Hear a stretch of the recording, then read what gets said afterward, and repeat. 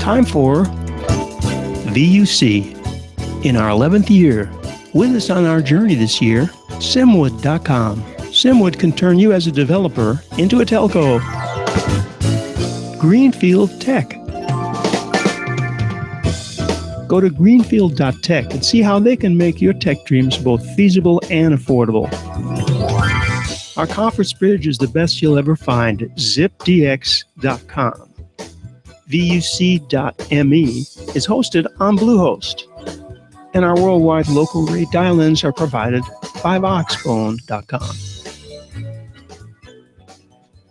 Excellent, and thank you, Michael, for the pre-roll. This is fantastic. This is VUC666 for October 6th. We didn't notice that before. 2017.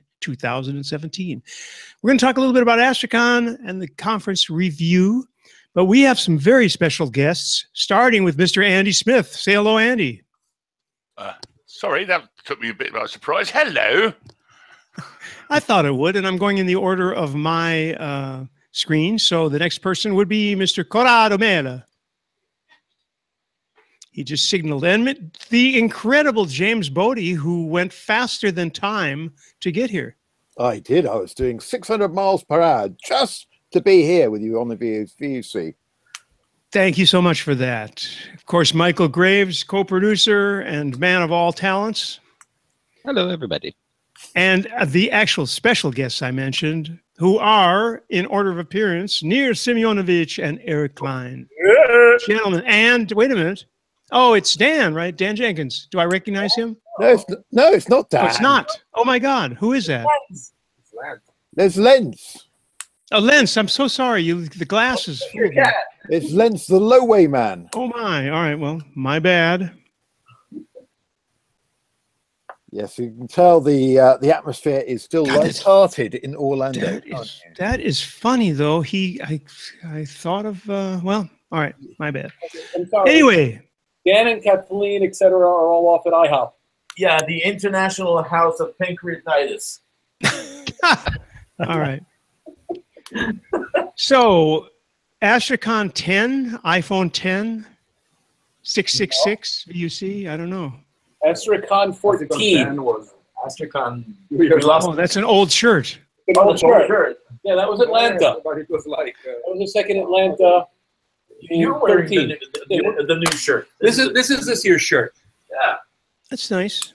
So, James Bodie, we were talking just before you got in, we were talking about the first Astricon in Europe, which you were at and I was at, but we didn't meet, in 2005 in Madrid. It was in Madrid. It was a super show, I thought. It was great. But and I still have a shoehorn from the Madrid Auditorium Hotel, but what was the first Astricon? What year was that?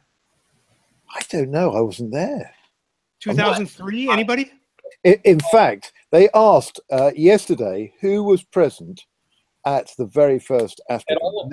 There were only two people put their hands up, and they were Mark Spencer and Alison. Well, the only one who every one of the 14 Astricons. Yeah, and I'm just thinking, Alison must have been about 13 years old then. Yeah, really, she was 10. Yeah.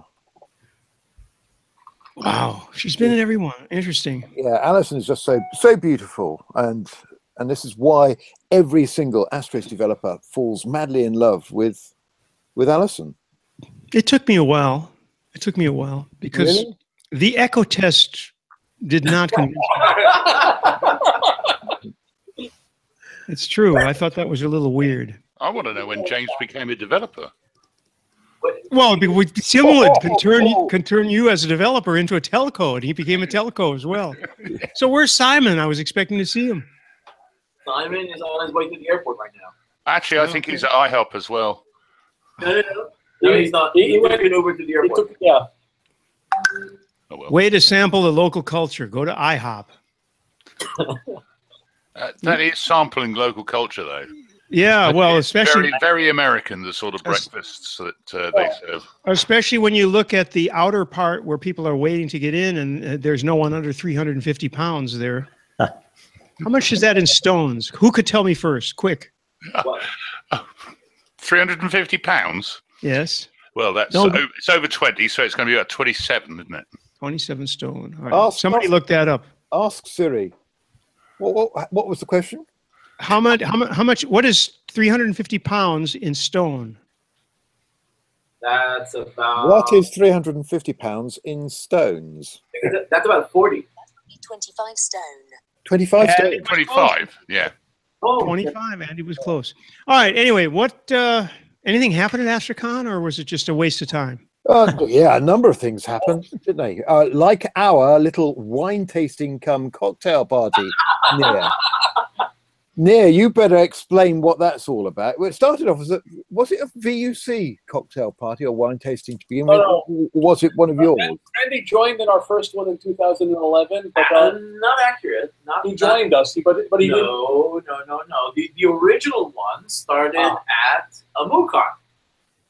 And the original concept started in a MUCON 2010. So in 2009, Randy and I met for the first time in a MUCON.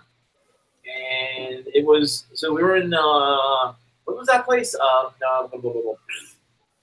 One of the Baltic states, wasn't it? Or Prussia somewhere. So Rostock. Yeah. The first MUCON was in Berlin, East Berlin.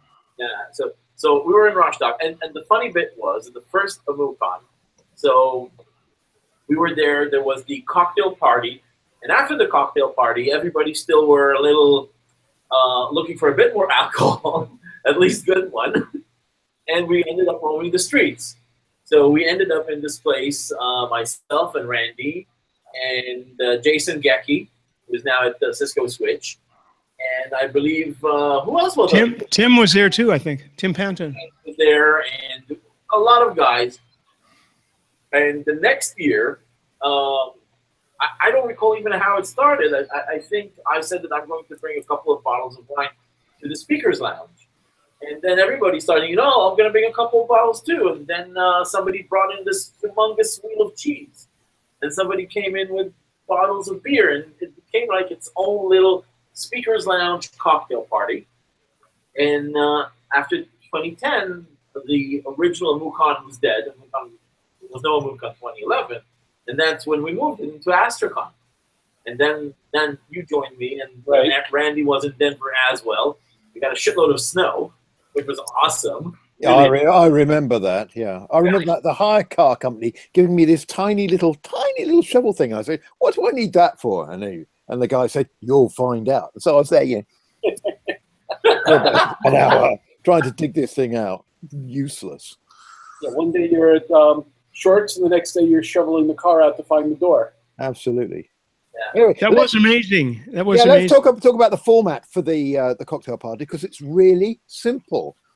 The way it works is that everybody who turns up is supposed to turn up with a bottle or container of something that they want to share with everybody else. And the way it works is you turn up with nice stuff, you end up with lots of friends. And if you turn up with something that tastes like creosote, then you're Billy No Mates in the corner. And that's the way it works, really.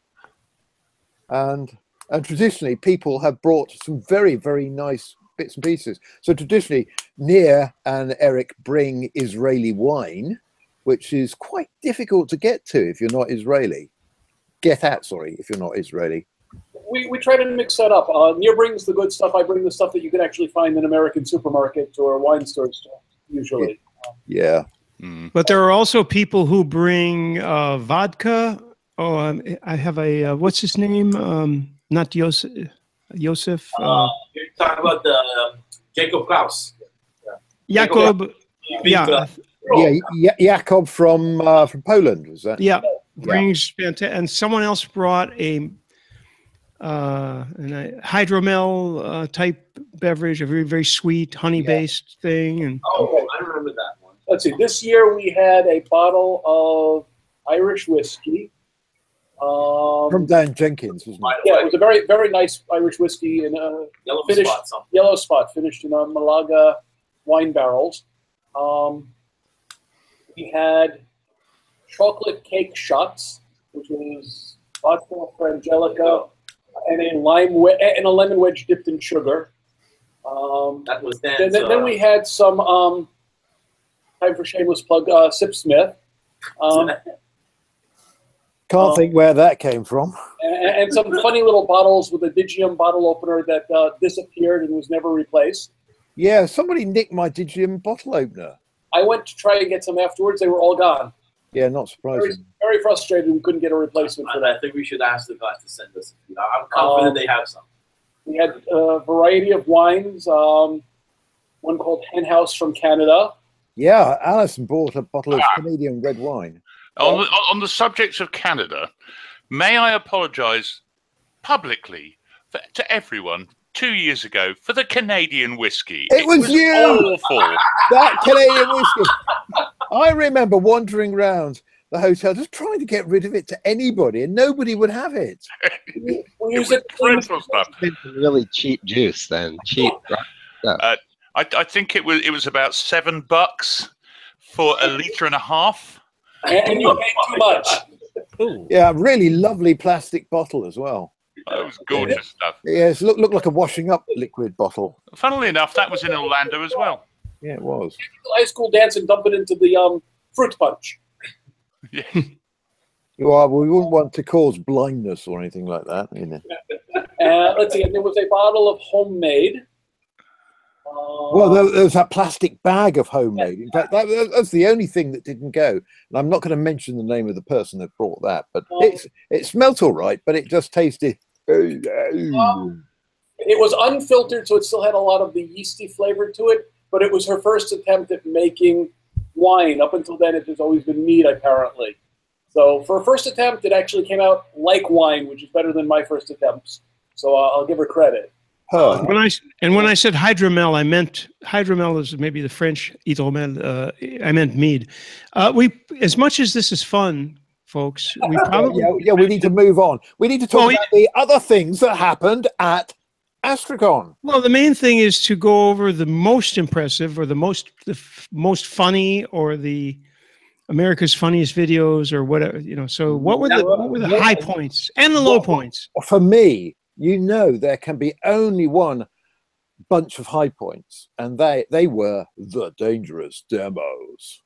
And this year we had a full judging team. So we had Simon Woodhead from Simwood, and Near, who's very carefully hiding out of shot on the left of camera, and then in between them, so they don't have punch-ups, we had the lovely Miss Alison Smith, who was also the timer. And there was nothing better than having Alison's voice coming over saying, "You have 1 minute remaining." Yeah. It couldn't be better than an Astricon conference, could it? So we had some really good demos. Near, talk about your prize-winning ARI demo. Okay, so we had 2 prizes specifically for ARI and cloud usage. One of them was very impressive because it actually had business implications. So basically, this guy called Mark went up and he mashed up Asterisk, ARI, and DigitalOcean APIs. So basically, he was able to recreate a DigitalOcean virtual machine instance using an IVR.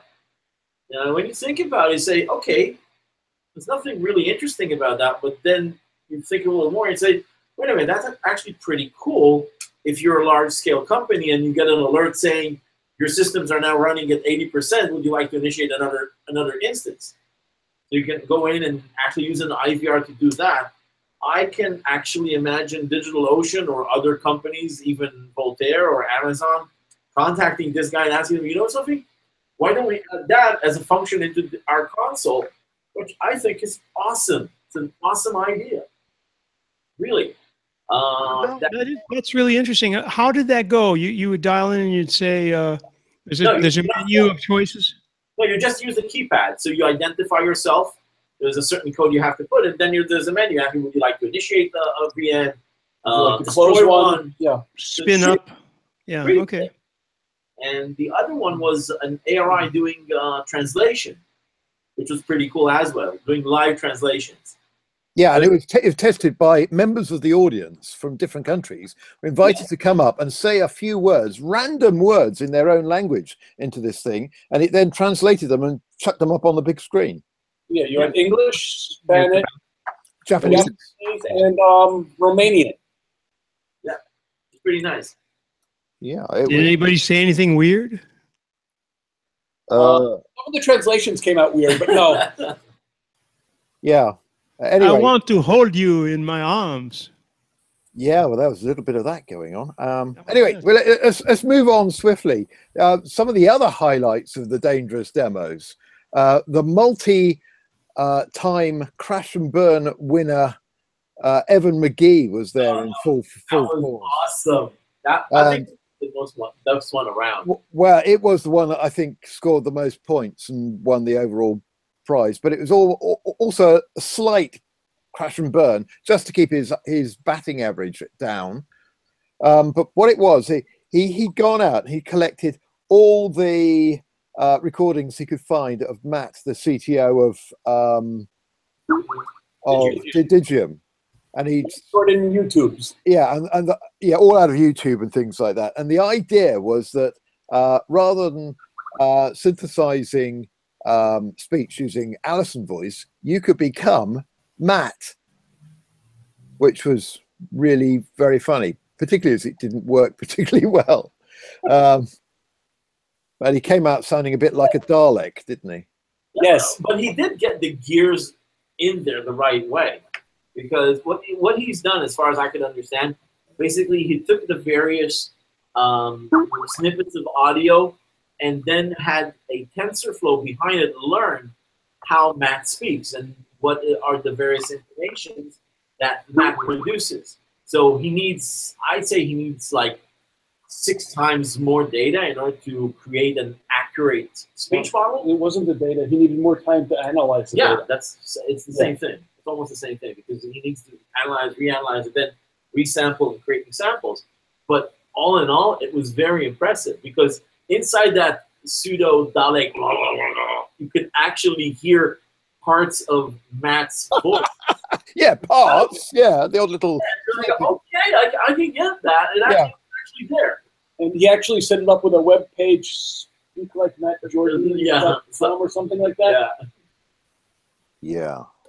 Anyway, that sort of thing though has practical applications as well, particularly in modern day filmmaking. For a start, I mean, if you want Elizabeth Taylor to in a scene, and you want to change the words, and you want it spoken in her voice from when she was, let's say, 30. If you were to take everything that's been recorded around there and analyze it, you could probably do it. So, do you think we could have a 20-year-old Randy? That'd be funny. A Randy 20-year-old. Yeah. Never heard of one of those. Anyway.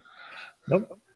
So what was the other big highlight? I'm just trying to think. We had a juggler juggling with. I didn't get that. Yeah, it was reasonably random, wasn't it? But he was juggling with telephones and telephone bits and bananas at the same time. Yeah, I think that we weren't having the talent show this year. Yeah. Yeah, well, sorry. No, I was just going to say that's a callback to what Nir and I were reminiscing about earlier with AmuCon. Nir, you remember that they had 2 guys with a bar making mojitos and juggling the mojitos. Yeah. Or something. The live bar. AmuCon as a conference was pretty cool when you think about it. Absolutely. But anyway, we don't want to talk about AmuCon. We want to talk about Astricon. And another of the big highlights of Astricon was the presence of Mr. Anthony Minasala and a full team from FreeSwitch.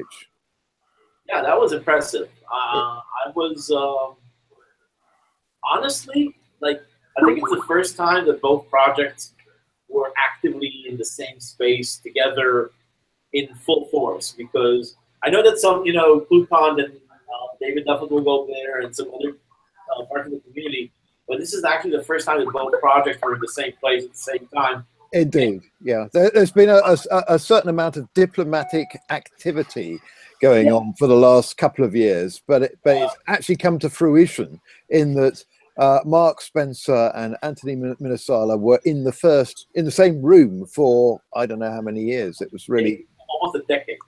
Yeah. It was, and Brian West, of course, has been on he's been at almost every Astricon that I've ever been at, certainly. Yeah, but this was a full contingent. And Anthony did a pretty good dangerous demo too. Yeah, well, it wasn't bad. Something yeah, but the standard was actually quite high. So, yes. so this, yeah, in terms of complexity, it was fairly complex. Getting a guy from Uganda to call in on a video chat and then actually seeing it fairly good and also stream it live, that was pretty good. Yeah, and in fact, he even managed to incorporate our very own Mr. Andy Smith into his demo. Indeed, he did, which means I completely missed what he did in the demo. Was Ward Mundy there, by the way? No, Ward Mundy was not there. I haven't seen Ward in like 3 years now. No, I guess I did. He's in Atlanta, right? So yeah, I did message him. No, he's up in South Carolina, so a little bit further up. But I did message him. No, just to explain, what Anthony Minnesala was showing off was actually hugely risky. He was showing WebRTC running natively on an iPhone running iOS 11. So if you didn't know, iOS 11 does now have support in Safari for WebRTC. But the point, the little tidbit he forgot to mention at the beginning. No, he mentioned that before he had the microphone. So that's nobody heard him. I didn't hear that one. Yeah, and but it's still a little bit rough around the edges. So little bits and pieces don't quite work the way they ought to. But he managed to set that up, get it working, and demonstrate a multi-party conference call running through FreeSwitch with people all over the world, including Andy and Fred from Uganda, which was pretty good. Technological view and complexity was very important. Yeah, and the amazing thing is that it was all native on the iPhone, so that bodes well for the future. I think we're kind of getting there gradually. It's surprising, you know, that's quite impressive on its own, that it is native on the iPhone. But on the other hand, here we are in 2017. It really shouldn't be impressive or even necessary to do a demo around it. Well, I think it's major progress because Apple was the one kind of big player who was saying absolutely nothing about WebRTC, and there was no visible progress. And so with iOS 11, all of a sudden to have it dropped in there and have it just about working is big beer, I think. No, it's big news, but Andy's right. By now, it should no longer be big news. It should be, we take it for granted it's there. It shouldn't have taken this long. Yeah. Yeah, Apple should not be last in line. Apple should be leading, but in this case, they weren't. Which is probably a reasonably good segue into the news about the new Pixel 2. Now, who's been following that? Michael, I guess you've probably been following the Pixel 2 very, very closely, haven't you? I haven't been paying much attention to the details. I have the Pixel 1 and I like it, but I paid enough for it that I'm not getting a Pixel 2 just yet. I'm sure it's less than an iPhone X. Oh, definitely. But you know, the Pixel was around $600, and I guess the Pixel 2 is better. I watched the event or parts of it. I like the idea that they can do things with a single camera that would have taken a double camera. But what do you think? I mean, you tell me. Well, one of the really exciting things about it, from my perspective, is that it actually has an eSIM in it. And that means that if you've got one of these things, you can still put a normal SIM card, a UIC type SIM card, a conventional SIM into it, but you don't have to. You can buy it off the shelf or mail order from Google, and it'll just work. And how useful is that? What else has an eSIM in it? Well, strangely enough, I was just about to show you. So that's my iPad, normal iPad. What is this? Dude, Yes, it's a very, very big iPad. Let me take the keyboard off. Complete with its. People who are into weightlifting.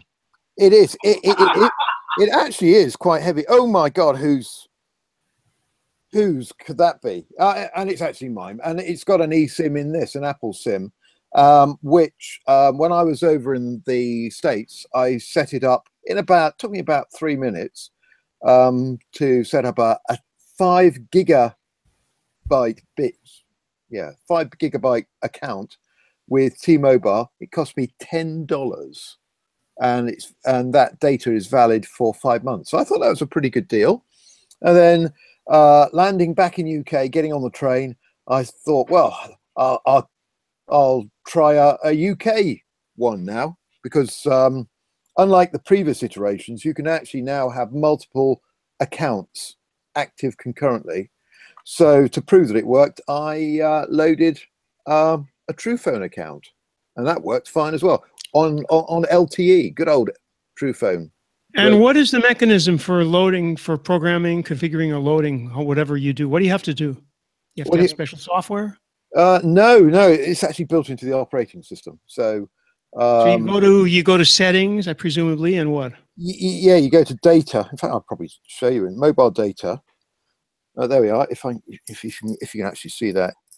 Kind of, yeah. Can you see that? So you can see that. See, I've got a T-Mobile account. I've got a TruePhone account in there, and your password is password 123. And if I tap add a new plan, and it goes off, and here we are. It gives you options for other plans that you can take.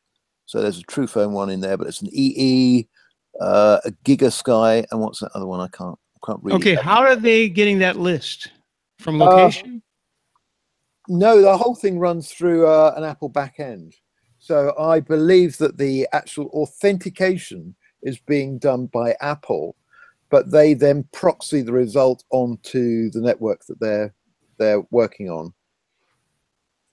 No, I'm not sure we're talking about. How did that list come up? How does the list of carriers, in other words, where does that come from? It probably does look for available networks and connect, and then it tells you what's available where you are right now. Yeah. Okay, so that's kind of what I said. In the state where you've got no plans, it has some form of catch-all plan which will only attach to Apple, and that'll give you a data link so that you can get the list and do the configuration. Once you've got that, off you go. But that'll take very, very little data to do that.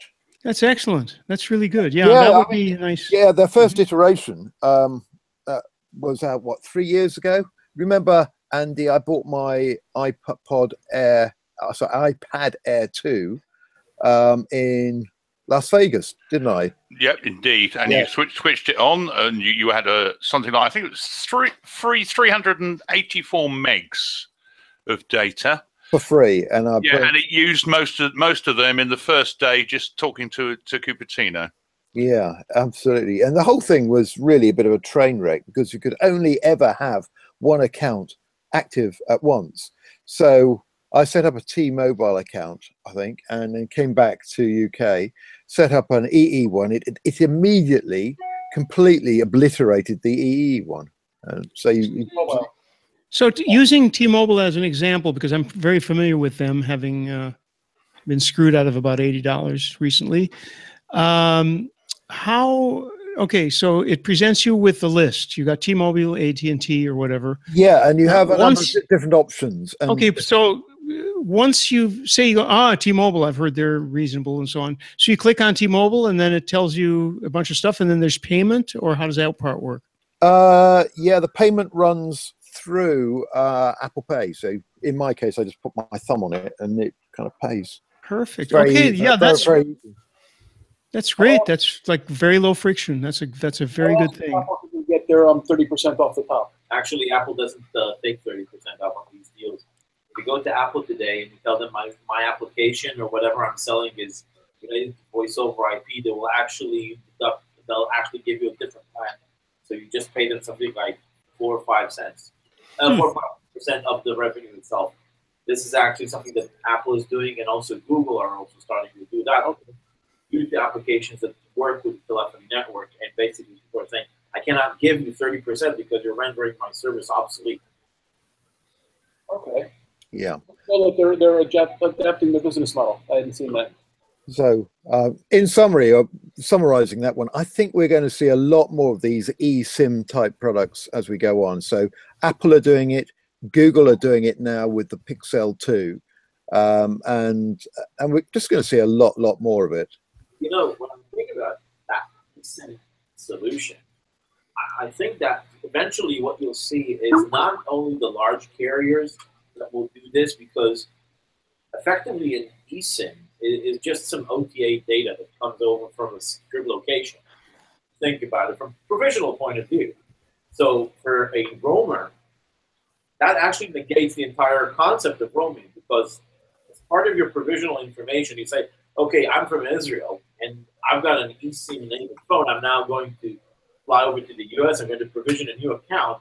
Now, how cool would that be if you can, through that provisional interface, can actually say to the Israeli provider, you know something, please forward all my calls to X number in the US, because I've got a plan that enables you to call the US like 1,000 minutes for free. And the result is that you can create seamless roaming from one side of the world. Well, you know what, Neil, there are a number of products out there and have been there for a number of years that do exactly that with multiple numbers, multiple profiles. Lots of them are dual IMSI based. This is something different. Dual IMSI, you have to do the forwarding as the user, or you rely on your carrier to do it for you, as long as you are within the same roaming environment and you're inside the same network. Yeah, let's not go down that one, because we would get very commercial, and I probably have to beat you up. But I'll give you a demonstration of my multi-IMSI Yes, SIM. where you work now. Yeah, and I don't work there anymore, but it works remarkably well, and you get all of your traffic from all of your profiles on one active IMSI. That's the key to it all.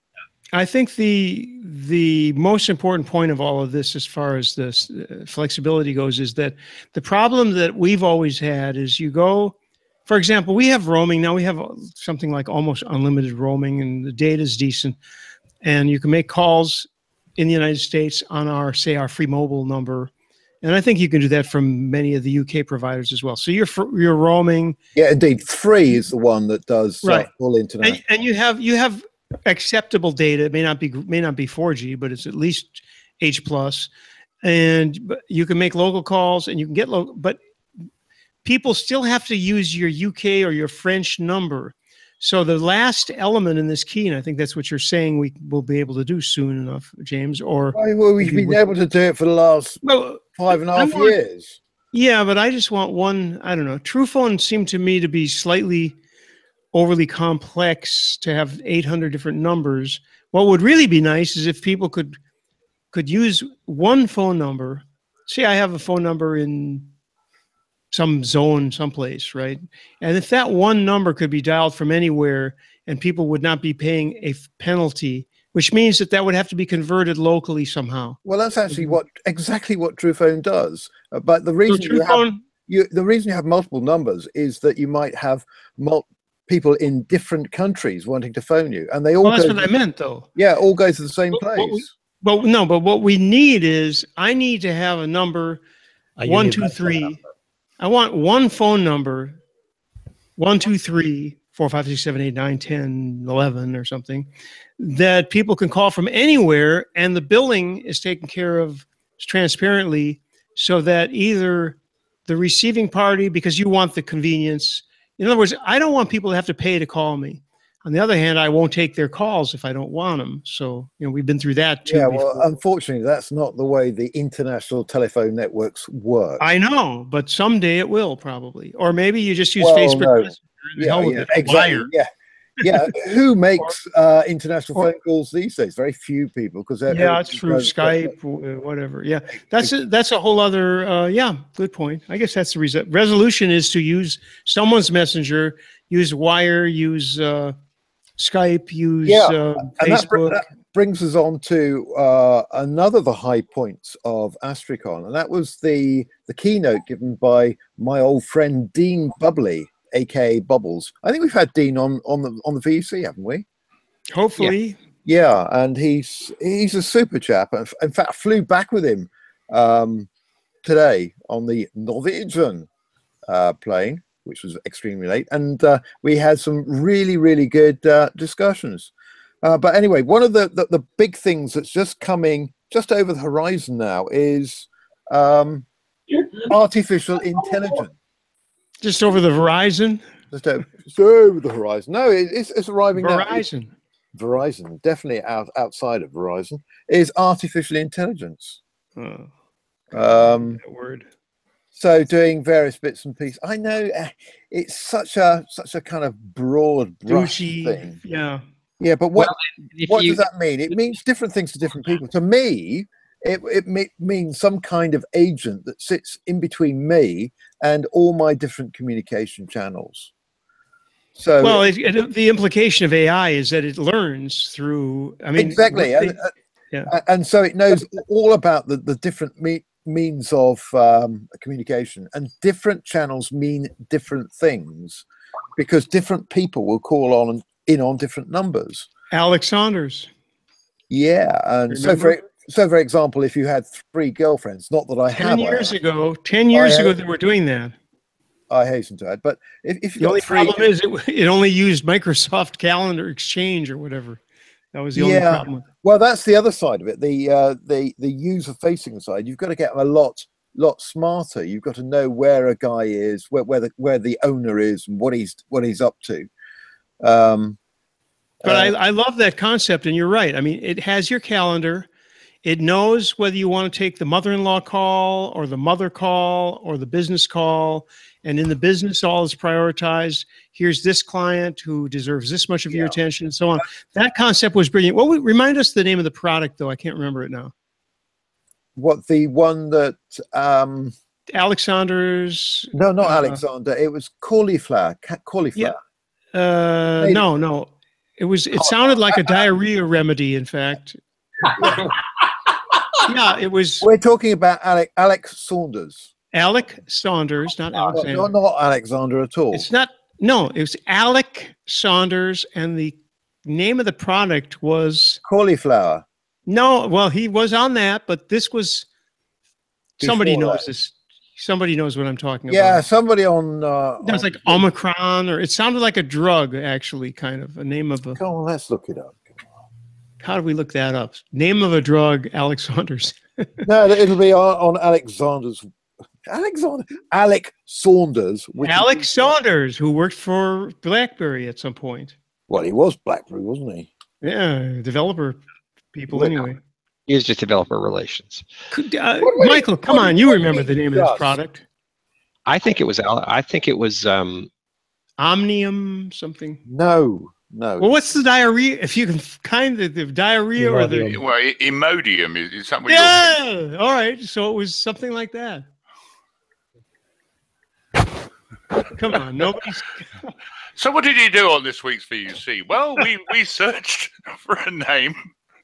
Something of a diarrhea product. Yeah. Alex Saunders. Anyway, the Google Pixel 2 looks quite interesting. IP67. I typed in Alex Saunders. Wait a minute, I typed in Alex Saunders and it says Alex Saunders obituary. Hopefully that is not the Alex Saunders we know. Okay. Iotum was the name of the company. Thank you, God. Iotum, yes. Rhymes with scrotum. Yeah. So when I say iotum, come on, folks. Scrotum. I am not a senile old man.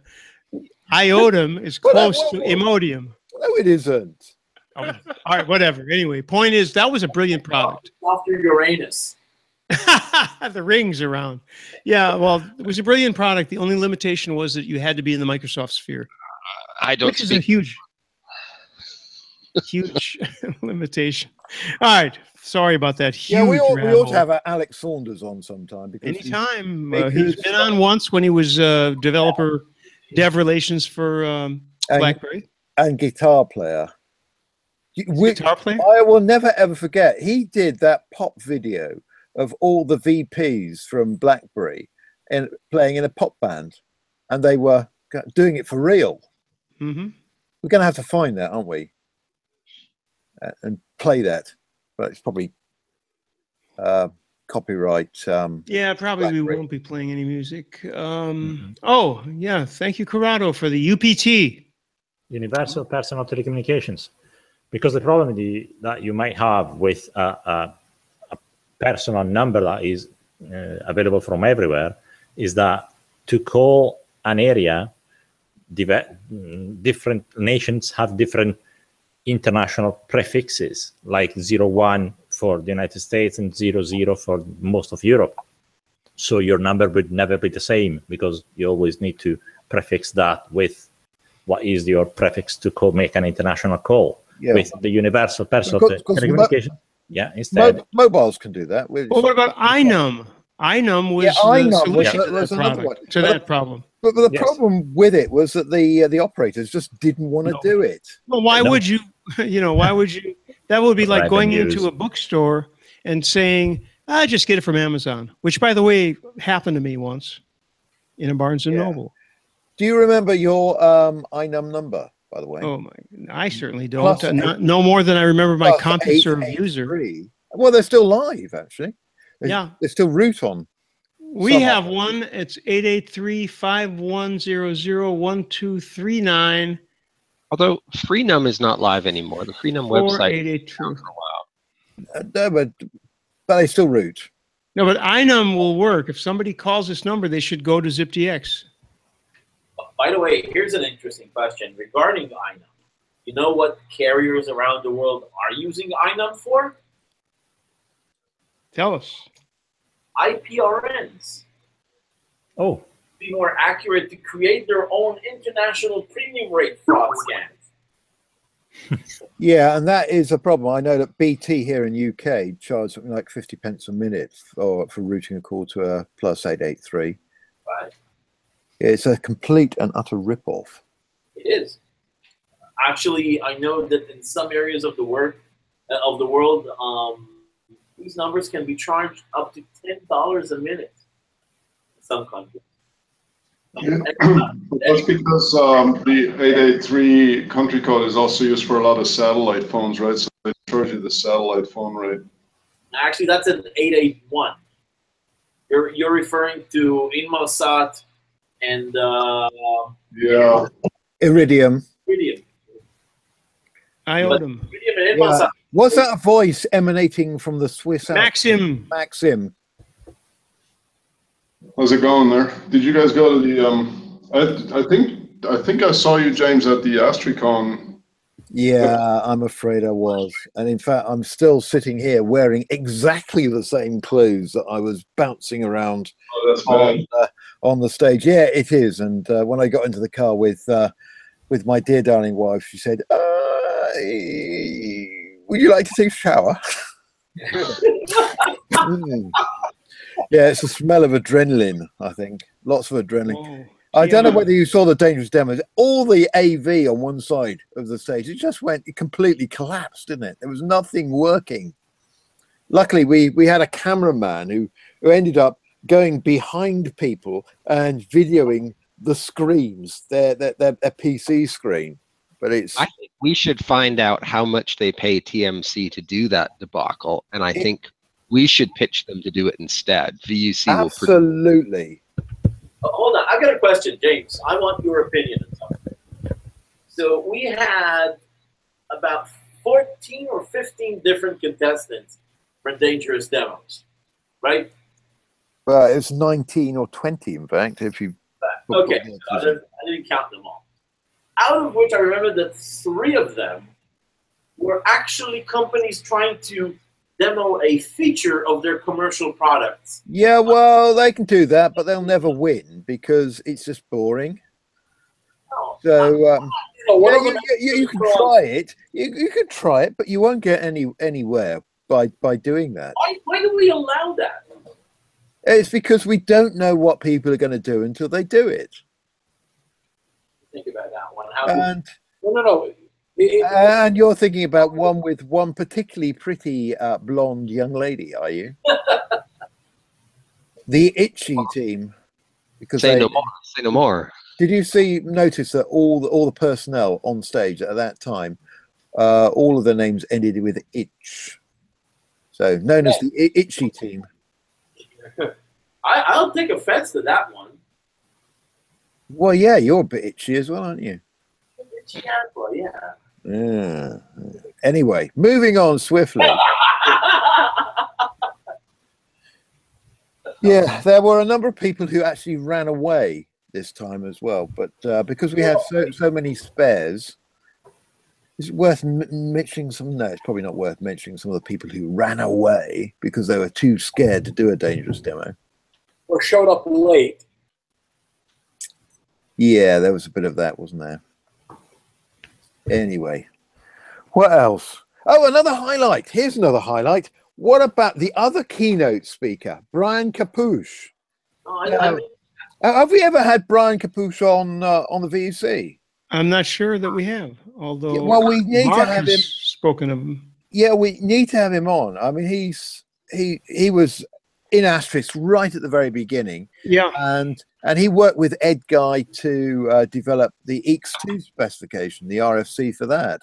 But anyway, he's only recently retired from his educational post, wherever it is, somewhere, where he's kind of ran the whole telecommunications piece. And he really is a super guy. And he did this really dangerous demo where he got a whole load of antique telephone equipment, like type telephones, and he hacked them all together into voice over IP. And he actually managed to ring Mark Spencer's cell phone and had a conversation with Mark phone with his thing and a switchboard. And so there's one for you to watch on YouTube. It was hugely amusing, and he had the entire audience behind him egging him on, going, yeah, you can do this. So we need to have him on and do a practical demonstration of 100-year-old telephony equipment, preferably interfacing it into ZipDX or something. What do you think? I think you should do something similar with old army communication equipment. Yeah, but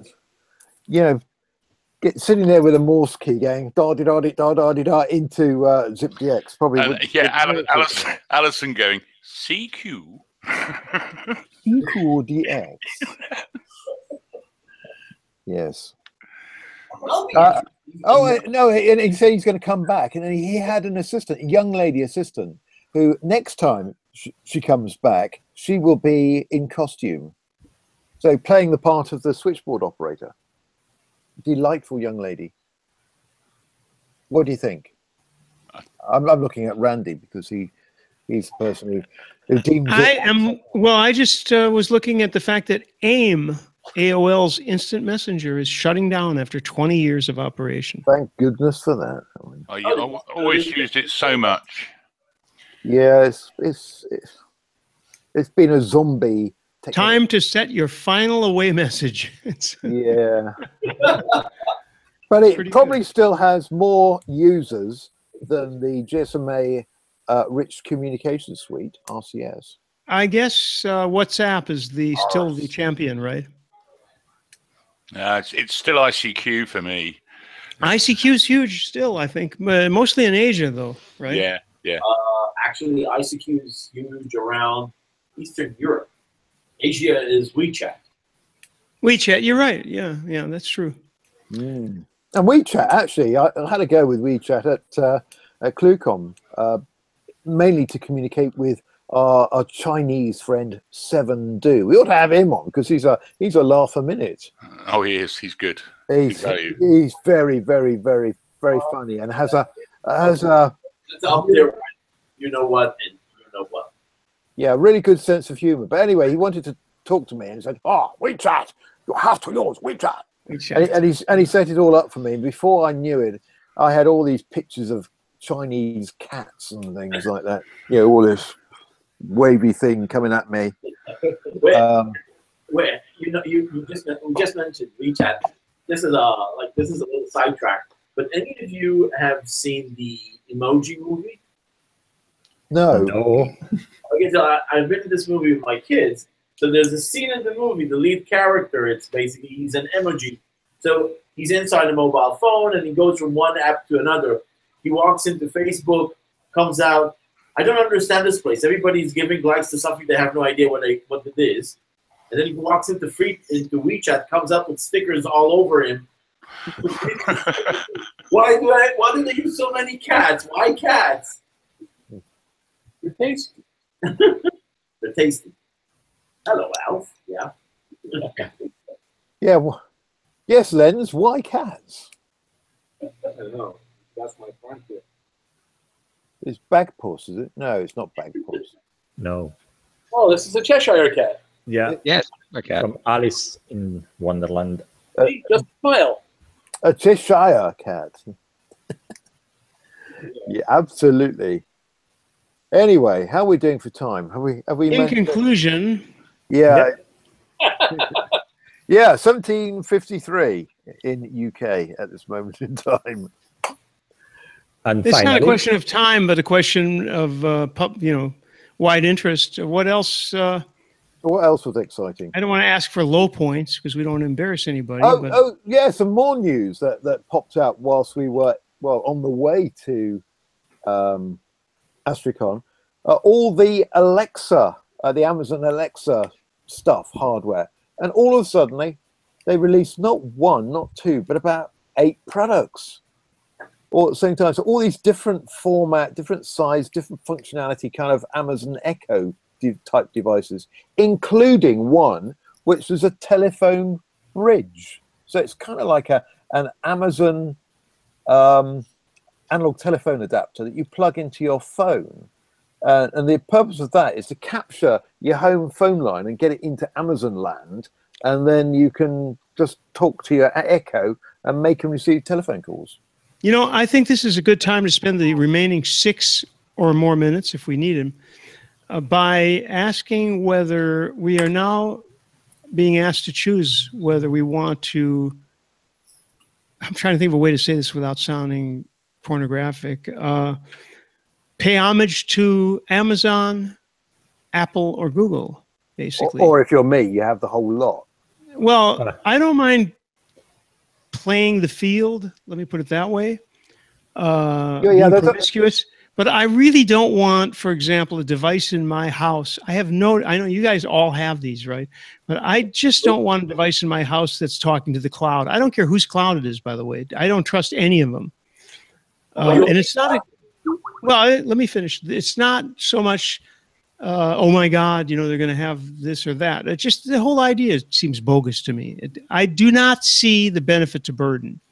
I see the only benefit to burden I see in that whole area of technology is screwing around with it, playing with it, having fun, geeking out. But I am not seeing any particular return for having my voice go to the cloud. What I do see is that they have a huge return, and there's nothing nefarious about it. They're training their AI algorithms and so on, and doing just like they do with Google Voice. They're using that for transcription and so on, and that's great because we get that for free, and they get that benefit out of it. Go ahead, James. I know you're dying. There's a huge battle going on at the moment between Amazon and Google, probably the front runners, and Apple. Let's face it. But Apple, I mean, Siri, I think has kind of dropped behind. It's awful. Siri sucks. But not in the good way. Amazon are really, really trucking at the moment. But still, I think the Google intelligence and their ability to get context out of the audio is possibly slightly better than the Amazon stuff. But Amazon are selling their devices at such a low price point that if you can buy kind of like 3 Amazon devices for one Google device. By the way, on the train on the way back, I noticed that Google have bought out a cut price Google Home device. So something that looks like this is an Echo Dot. This thing I've got in my hand. So it looks a bit like a Google Echo Dot, but they've done that in direct response to Amazon, I think, to drop the price. They've also come out with one they call Max, which is like the larger Sonos speaker. Plural of Mac. Yeah, and it's a chunky kind of device for playing music and such like that. Yeah, it's not a good time to be Sonos, is it, really? You know what I would like to talk about sometime? I heard a fascinating discussion of fake face recognition. And you probably are very big on that, James, in the new iPhone, if you've got one. But the point is that the iPhone 10, no. is that even out yet? Am I crazy? And if it had an eSIM in it, I would rush out straight away and buy one. Are they on the market, or is it coming soon? No, they're coming soon. Anyway, the iPhone 8s are available, but not the 10. Okay, just the brief thing that I heard on Security Now, the Steve Gibson fantastic Twit podcast, but they explained a little about that and how it works. And it uses 30,000 laser points to analyze the face, and they did it in a certain way where to improve security, it does it in a random order on every device, so that precluding the idea that you could fake it by having like a photo or even a bust of somebody. Anyway, long story short, it's actually pretty fascinating. Even though I have no interest in face recognition on a phone, they've really done an amazing job. Yeah. And you know what? The same technology. It'd be great to talk about it. Same thing can be used for things other than what's that? What's that you've got there, Michael? This is a Logitech Brio webcam, and what it does, it has an infrared sensor as well as a normal sensor, and it works with what's called Windows Hello, which is the Windows facial recognition for logging in. Windows Hello. It does an image recognition of your face, but it also does an infrared map. So it basically, you can't use a picture to fake it because it's looking at the thermal image of your face. But I mean, that's good as far as it goes. But the Apple thing just has a couple of amazing characteristics. Yeah. And if anybody's interested, you look it up or listen to the Steve Gibson thing. He just talks about it for like 5 minutes, but it's absolutely fascinating. But I'm sure you will be able to use it for all kinds of other applications. So, for example, you have, I don't know, a cup or something like that. You'll be able to use your Apple phone with its kind of 3D imaging thing to map the cup and then print one. And it'll be an exact replica. Or even, we could actually map Randy and print another. You should. I wish, before I leave this mortal coil. Then use it for target practice. Yeah, good idea. And you could have as many, in fact, you could have legions of Randy. I would just like to recommend that people either listen to that Twit Security Now or look up what they're doing, because it's absolutely amazing. And the device isn't even out yet, but the choices they made are fascinating. I'm no Apple fanboy, but when I heard this, I was very impressed. There's a certain number of hours that pass before it will not accept facial only recognition, and this has really been thought out very well, which is unusual for most of these devices. Anybody else have any finals? That was mine. I'd just like to say that the Pixel 2 looks like an interesting phone.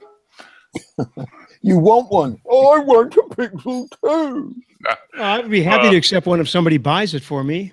Well, just wait for HTC, that is, in fact, the manufacturer that is doing that, to adopt the technologies in Pixel 2 in their next phone. Isn't Google buying them, or is that a fake rumor? Well, Google bought a portion of their R&D team, a little over half their R&D team. The interesting thing about HTC is that the Pixel 2 is it's unclear to me whether its design was entirely driven by Google, or whether it was still something that was underway already by HTC when Google came on board. But I think it's probably a mixture of both. Or are we supposed to say Alphabet, come to think of it? I'm not even sure. Yeah, and you just reminded me of something else on the subject of acquisitions. A bit of shock news, and that's our favorite cocktail tipple, Sip Smith. The company has been bought by Jim Beam. Check this out. Yeah. Read this. What's that? Yeah, no headphone jack. Mm-hmm. On the Pixel 2, no headphone jack. Yep. Yeah, it's just Actually, I think it's missing. I think they're missing a comma there. It's supposed to be no headphone, Jack. And with that, ladies and gentlemen, anybody else have a final that they haven't gotten it in yet? Corrado, what do you want to tell us? Tip of the week. No, nothing. Buy a USB 3, even if you don't have USB 3, buy a USB 3 hub. Yeah. Yeah. I do want to thank our special guests, Nir Simionovich. Say good night, Nir. Good night, Nir. And Eric. And Eric Klein. And Lentz. I'm so sorry. The Lowway man. I thought he was Dan Jenkins. I'm so sorry. Apologies to you. Apologies to you and Dan. It just, for some reason, I had him on my mind. Because Dan has what conference, James? Answer that question. Yes. ComCon.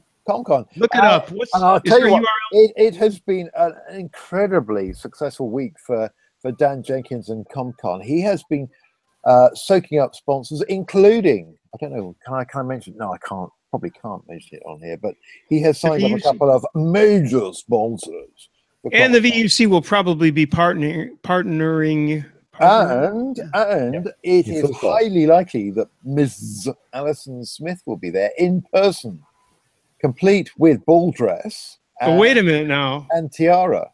I just realized that in that venue, we need to have one of those nights where you decide who's the murderer is, right? Ooh. Isn't it in some kind of castle or something? Kind of. Who murdered Randy Resnick? Yeah, sure. I'll volunteer for the victim. Sure. All right, ladies and gentlemen, thank you so much for joining us. This was called "Does Anyone Know What Time It Is?" And if you know Chicago, you'll know what that was all about. The second part of that is, does anybody really care? And you do, because this is our 11th year VUC. See you next week with blank, our guest. I can't remember. That was going to be Nir and Eric, but they did it this week, so it won't be them. It'll probably be Dan Jenkins. I don't know. We'll see. It could be Dan Jenkins. Well, Dan Jenkins was here 2 weeks ago, so it probably will not be Dan. Let's hit up Dean Bubbly. James, get on that right away, would you please? Well, I will get onto that straight away. Dean Bubbly is a super chap, and he does bubbles. Yeah, bubbles, lots of bubbles. Let's get bubbles. And at the moment, I think he was blown away by the reception he got at Astricon, because he said, never before have so many people come up to me and told me that I've done a really, really good presentation. He's not used to it. Well, I told him that at wherever it was I saw him. I think it was Comedia World. Man is a brilliant speaker. He is. Let's hear it for Bubbles. Yay! Yeah, this is where you hear champagne corks being popped all over. Good night.